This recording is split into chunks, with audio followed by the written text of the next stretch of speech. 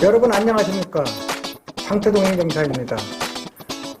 저는 이 공익신고자 업무와 공익신고자 보호법 업무를 관장하는 국민권익위원회에서 조사관, 팀장, 과장으로 37년간 공직을 마치고 지금 행정사업을 개업한 지 7년 6개월 되었습니다. 그동안 공익신고와 부패신고에 대해서 제가 이 부분에 대해서 역점을 두고 주요 업무로 제가 이 업무를 해왔어요. 그래서 이 업무에 대해서 오늘 조금 더 오랜만에 한 번 더 개요를 간단하게 좀 말씀드릴까 해서 이렇게 영상을 찍게 됐습니다. 이제 오늘은 공익신고보호법에 대해서 말씀을 드리려고 하는데요. 적어도 공익신고를 하시는 분이라면은 이 정도는 알고서 하시면은 좀 기본적으로 돌아간다. 제가 이제 그렇게 말씀드리고요. 그러면 공익신고를 하려면은 가장 중요한 게 공익신고 대상이 되느냐 하는 게 가장 중요하지 않겠어요? 공익신고 대상이 뭐냐? 이거 모르거든요. 그거를 이제 아시기 위해서 법에서 이제 규정한 게, 공익신고자 보호법에서 규정한 게 공익침해행위라고 그래요, 그거를. 이제 이게 공익신고 대상이죠, 쉽게 얘기해서. 이게 어떻게 되어 있느냐. 471개 법률을 정해놨어요. 그래서 그 법에 위반이 돼야 된다. 그런데 이게 주로 그럼 어떤 법이냐? 국민의 건강 공익적인 거죠. 다 공익적인 측면이 있는 겁니다. 국민의 안전, 공익적인 측면이죠. 환경, 마찬가지죠. 보건 뭐 다 똑같죠. 그 다음에 소비자의 이익, 소비자한테 불리한 거 그런 거 안 되죠. 그 다음에 공정한 경쟁 및 이에 준하는 공공의 이익을 침해하는 행위. 그러니까 법을 이렇게 다 외울 수 없어요. 471개 저도 뭐 몇 개 못 외워요. 그런데 이게 공공의 이익을 침해한다, 이 사람이 이렇게 함으로써 그걸 잘 유심히 생각하면은 반드시 그건 법에 해당됩니다. 471개 법에. 자, 그래서 법률에 그러면 이거는 그럼 위반되는 게 뭐냐? 그냥 뭐 조금 뭐 잘못해도 하는 거냐? 그게 아닙니다. 그 해당 법률에 이제 적용이 되나 봐야 되고, 해당 법률에 공공의 이익을 침해하는 행위, 그게 해당 법률에 있는지, 471개 법률에 있는지를 먼저 봐야 되고, 두 번째는 그게 벌칙의 위반이 돼야 돼요. 법에 보면은 마지막에 꼭 벌칙이 나오거든요. 뭐 잘못하면 뭐 징역 몇 년에 처한다, 이런 게 있잖아요.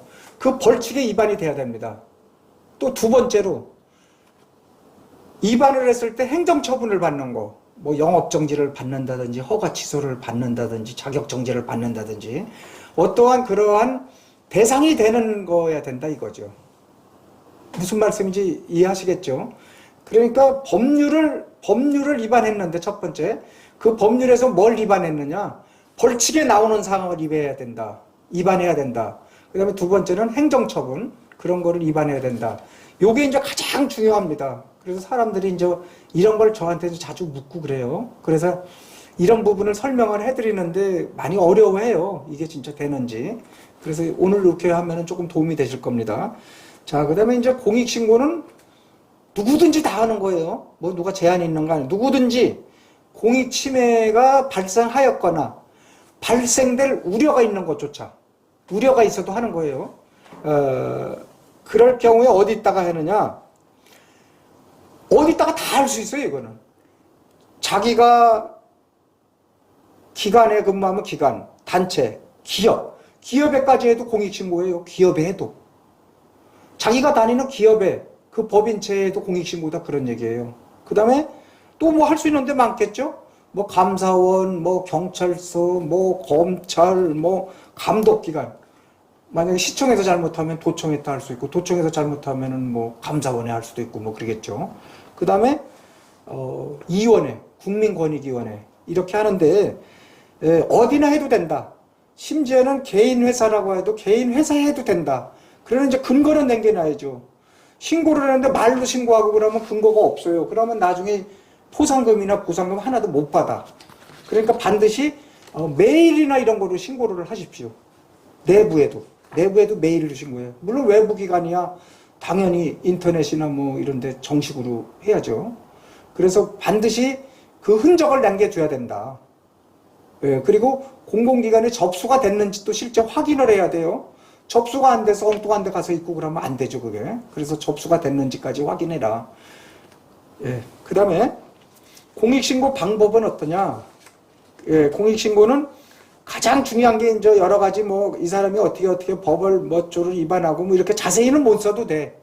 그러나 그 사람이 위반한 거에 대해서는 확실하게 적으면 돼. 예를 들어서 그 사람이 축산업을 하는데 몰래 비 오는 날 장마철을 이용해서 몰래 거기 축산 폐수나 분뇨를 갖다가 몰래 시냇물로 내보냈다.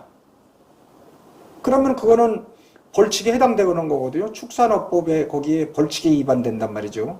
가축 분뇨의 처리에 관한 뭐 법률이 이렇게 있는데 그 해당 법률에 분명히 위반되는 거예요. 그런 위반되는 사실이 있다. 그럼 그걸 법률까지는 정확히 몰라도 된다. 그 사실 자체는 정확하게 기재를 해줘야 돼요. 육하원칙에 의해서. 그냥 대충 기재하면 안 돼요. 뭐 축산물 폐수를 버리더라. 언제 버리더라. 이 정도 갖고는 안 되죠. 몇 사람이 누구누구가 어디에 서서 어떻게까지 버렸더라. 좀 자세하게 하면 더 좋다 이거죠. 그 다음에 그런 증거를 남겨야 된다. 말로 하면 안 돼요. 자꾸 이제 그런 걸 제가 안타까운 게 그거예요. 행정사님 이게 왜 제가 증인인데 왜 안 됩니까? 제가 살아있는 증인 아닙니까? 제 자체가 증인이라는 거예요. 제가 봤으니까. 이거는 안 돼요. 그 법원에서도 안 되는 거예요, 요새. 형사사건에서도 증거가 없으면 안 돼요. 내가 살인을 했다, 저 사람을 죽였다. 판사 앞에 그렇게 하더라도 죽이겠다고 말로만 하는 건 안 돼. 증거가 있어야 된다니까요.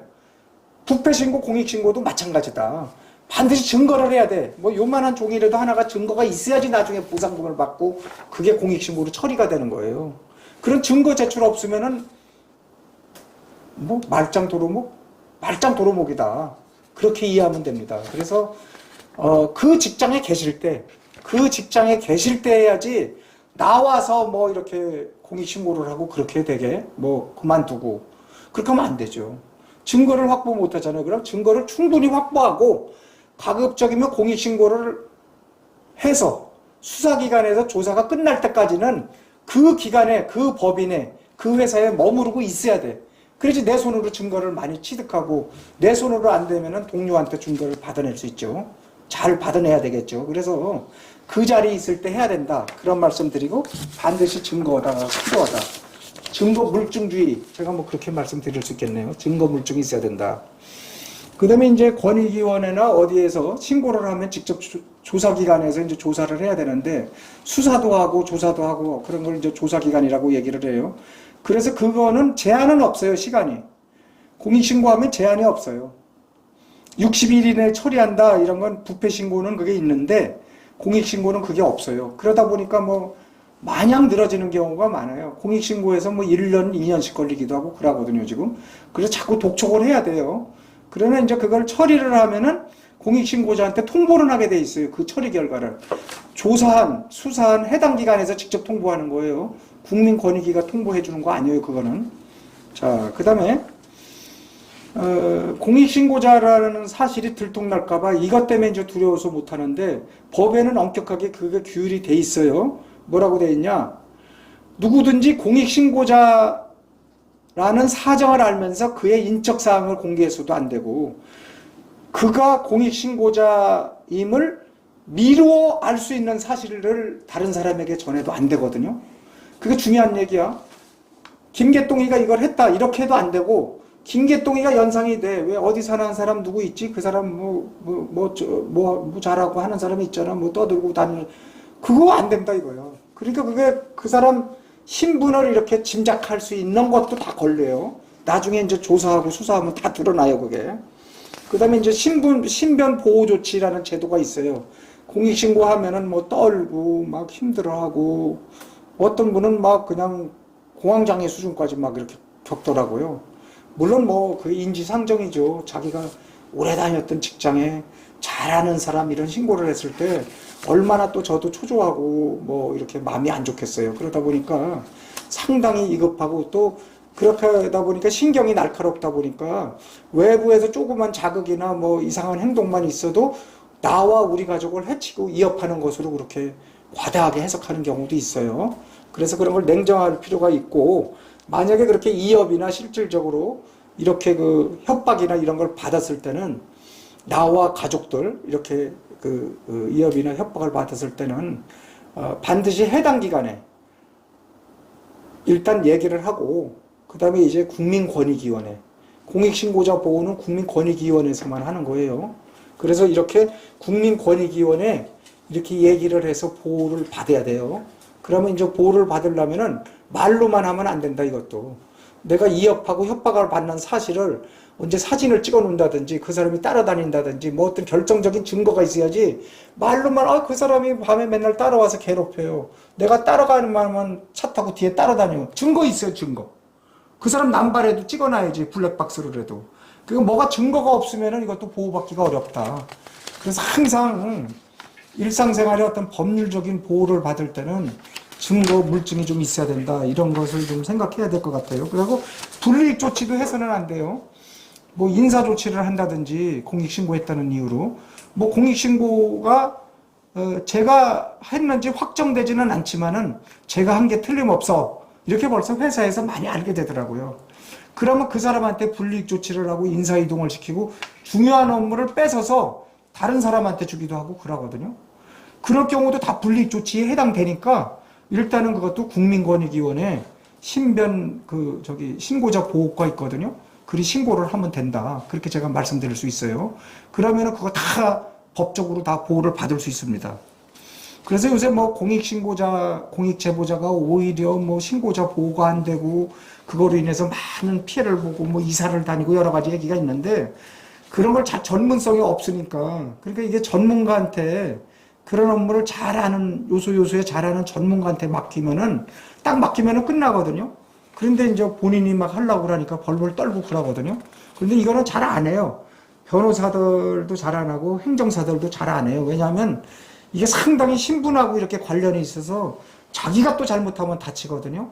그래서 이걸 아예 배우려고도 안 하더라고요. 그런데 저는 이제 그런 업무를 많이 경험했고 직접 제가 이제 수행을 하니까 연락을 주시면은 제가 그런 것도 이제 솔직하고 잘 이렇게 설명을 드릴 수 있어요. 자, 그 다음에 이제 돈 받는 거는 부패신고와 똑같은데, 공익신고는 이것만 알면 돼요. 공익신고는 누구한테 보상을 해주는 거냐? 보상금이 있고 포상금이 있어요. 근데 보상금은 20%까지 줘요. 1억 원까지는.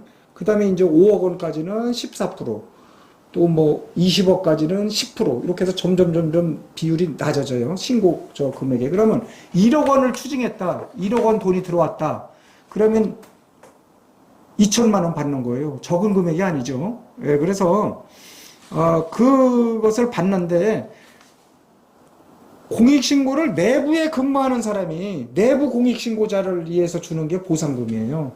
그 외부 공익신고자한테 주는 거는 포상금이고. 쉽죠? 어려운 말씀 아니에요? 같은 직장의 동료, 직장에 같이 근무하는 그 해당 직장에 다니는 사람, 거기하고 뭐 계약을 했든지 뭐 그런 것도 다 다니는 거하고 똑같아요. 어떤 연관이 있는 사람이 신고하는 것을 내부 공익신고자.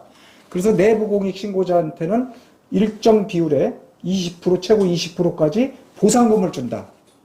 그 다음에 외부 공익신고자도 또 알 수 있어요. 외부 공익신고자가 보기에 저거 법률 위반이거든, 저거 무허가 건축이거든, 저거 도로 막 자기들 멋대로 막 이렇게 막 파헤치고 이랬거든. 그런 거 다 위반이죠. 그거는 외부 공익신고자가 하는 거예요. 그런 사람들한테 주는 건 포상금이다. 포상금. 그래서 포상금은 또 금액이 따로 정해져 있는데 금액이 크지는 않아요. 포상금은.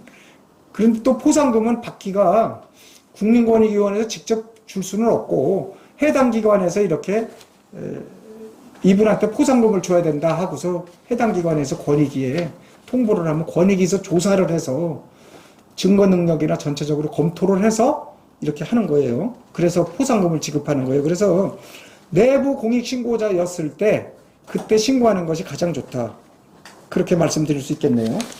그러고 이제 그럼 언제 주냐? 보상금만 먼저 말씀드려 볼게요. 그 보상금을 이제 받는 시점이 언제냐? 돈이 들어왔을 때.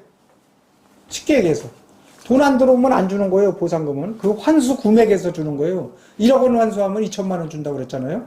그 돈이 들어왔을 때, 쉽게 얘기해서 또 그다음에 벌칙이나 뭐 통고 처분을 받았을 때, 그러니까 법률로 처분이 끝났을 때야. 그 사람에 대해서 처벌이 끝났을 때, 쉽게 얘기해서 돈이 들어오거나 처벌이 끝났을 때, 이제 좀 더 구체적으로 얘기하면은 벌칙 또는 통고 처분이 있었을 때, 몰수 또는 추징금 부과됐을 때, 추징금도 많이 부과되죠. 그러면 이행강제금 부과되었을 때, 이행강제금 부과. 그 다음에 과징금도 부과가 많이 돼요. 뭐 영업정지 이런 거를 대신해서 과징금으로도 많이 부과하거든요. 그 다음에 이제 여러 가지 대통령으로 정하는 처분이나 판결. 그러니까 모든 업무가 종결돼야 돼. 이게 법원으로 가서 이제 판결도 최종 대법원 판결이 나야 되는 거야. 예를 들어서 뭐 1심에서도 종결이 될 수도 있어요. 항고나 상소를 안 하면은, 항고나 상고를 안 하면은 1심에서 되고, 또 어떤 건 2심에서 끝나야 돼. 끝나면은 그 결과가 내가 받아갖고 그 결과에 의해서 신청하는 겁니다. 보상금. 자, 그 다음에 이제 요거 마지막으로 요거 말씀드리고 이제 끝낼게요. 아까 제가 신고자의 신분을 공개하거나 또 신고자임을 미루어 알 수 있는 사항까지도 공개했을 때 처벌은 엄청 큽니다. 공무원은 이거 만약에 걸리면은 신분이 잃게 됩니다. 왜냐하면 징역 5년 이하의 징역 또는 5천만 원 이하의 벌금이거든요. 그래서 이건 아주 중요한 범법 행위이기 때문에 신분 공개는 절대 못하게 돼 있어요. 그럼에도 불구하고 이게 공개되는 거는 비전문가들이 이렇게 취급하거나 공무원들도 초보자들이나 이걸 잘 업무 안 했던 사람들이 자기도 모르는 사이에 은연중에 이것을 이제 이렇게 발설하고 또 잘 모르고 하는 경우도 있고 어떤 사람은 또 이제 고의적으로 노골적으로 하는 경우도 있는데 하여간 신분 공개 이거는 철저하게 전문가한테 상의를 하고 그렇게 해서 하는 업무 중에 하나 같아요. 자, 그 다음에 또 하나 있어요. 불이익 처분을 했을 때 아까 불이익 처분을 하고 그러면은 그거는 3년 이하 징역 또는 3천만 원 이하 벌금이거든요. 자, 그래서 이제 마지막 결론은 공익신고, 공익제보 이거 했을 때 지금 상당히 그 신고자들이 많은 그 불이익을 당하고 이거로 인해서 여러 가지 어려움에 처하는 경우가 많이 있습니다. 그것은 좀 공익신고자 보호법 한 번만 읽어보시고 또 그게 좀 어려워요. 그런 법률들이. 그 법률이 어려우면은 제가 공익신고자 보호법에 대해서 영상을 통해서 여러 번 유튜브에 제가 제시를 했어요. 그러니까 그런 것도 좀 보시고 또 저에게 전화 주시면은 제가 또 이런 것도 좀 더 친절하게 이렇게 상담도 해드리고 같이 이렇게 신고할 수 있도록 그런 노력을 제가 할 수 있습니다. 경청해 주셔서 감사합니다.